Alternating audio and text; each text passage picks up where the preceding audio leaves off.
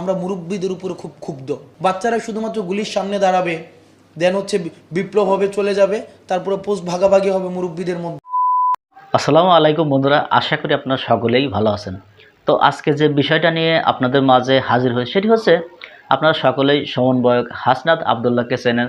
তো তিনি কিছু খুব গুরুত্বপূর্ণ কথা বলেছে, সেটি হচ্ছে যে ছাত্ররা জীবন দিবে বা বাচ্চা কাচ্চা যারা আছে, অল্প বয়স যারা আছে তারা জীবন দিবে, আর যারা বয়স্ক বুড়ো মানুষ তারা নাকি ক্ষমতা ভাগাভাগি করবে। তো এই ধরনের কিছু কথা তিনি বলেছে।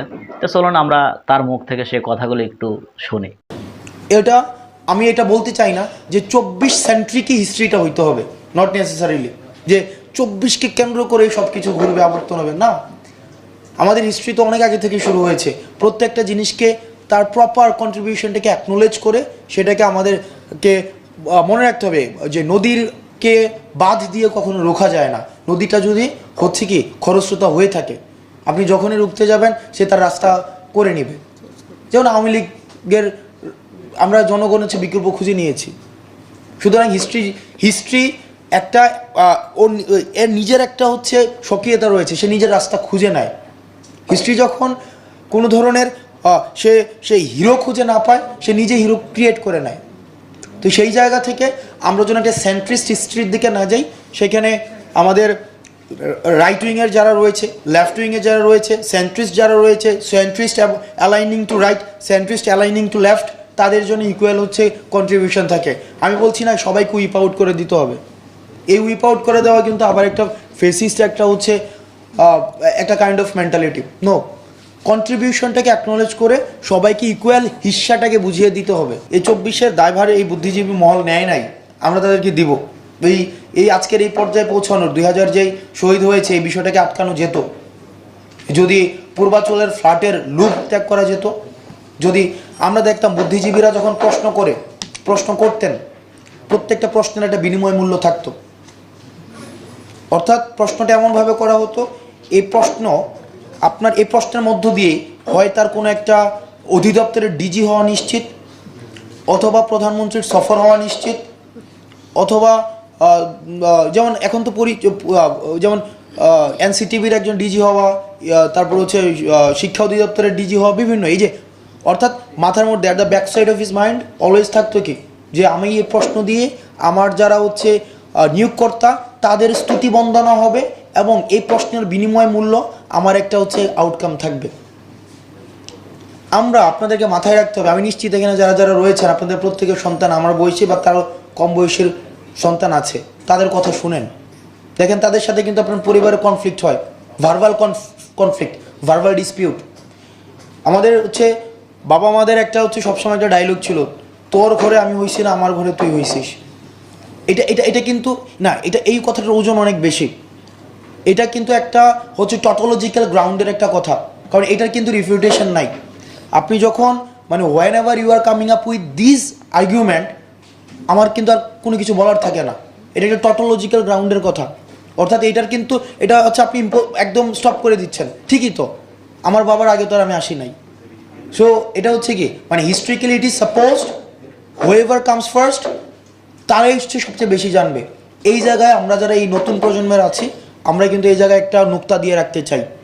বিষয়টা এমন না, আমরা একটা জেনারেশন কনফ্লিক্টের মধ্যে আছি। এটা যদি আপনারা বুঝতে না পারেন, আমি মনে করি যে এটা আমাদের জন্য আবার একটা দুর্ভাগ্যের কারণ হতে যাচ্ছে। এটা আমাদের ফিল করা উচিত। আমি যখন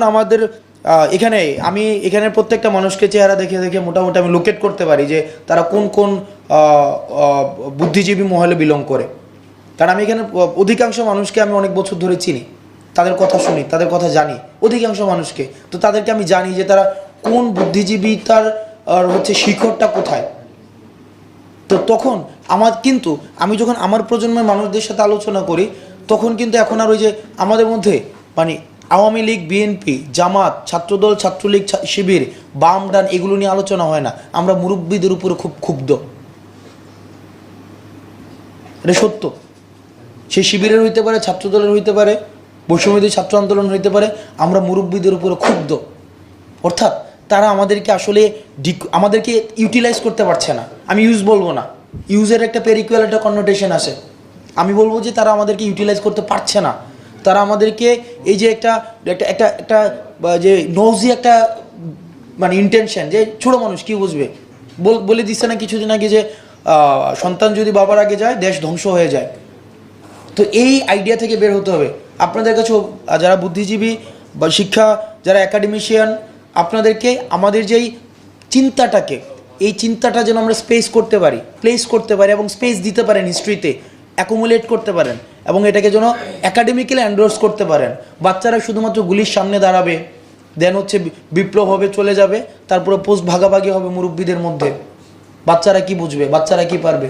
নো, আপনারা তাদের মতামত নেন, তাদেরকে কিভাবে হিস্ট্রিতে লোকেট করা যায়, তাদের এই যে কন্ট্রিবিউশনটাকে কীভাবে অ্যাকনোলেজ করা যায়, এই বিষয়গুলিকে একাডেমিক্যালি এন্ডোর্স করেন।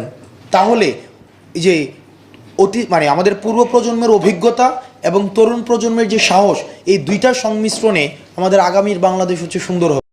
তো বন্ধুরা, আমরা স্ক্রিনে সে কথাগুলো শুনলাম, তো আমার মনে হয় যে তিনি খুবই যুক্তিসঙ্গত কথা বলেছে যে ছাত্ররা জীবন দিবে, যারা অল্প বয়স তারা জীবন দিবে, আর যারা বয়স্ক লোক তারা এই আসনগুলো ভাগাভাগি করবে বা ক্ষমতা ভাগাভাগি করে নেবে। তা আসলে এটা কখনো ঠিক না।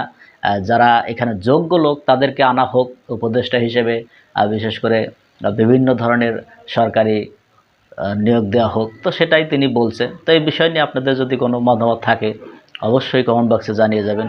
তো বন্ধুরা, ভালো থাকবেন, সুস্থ থাকবেন, দেখা হবে পরবর্তী কোনো ভিডিও নিয়ে।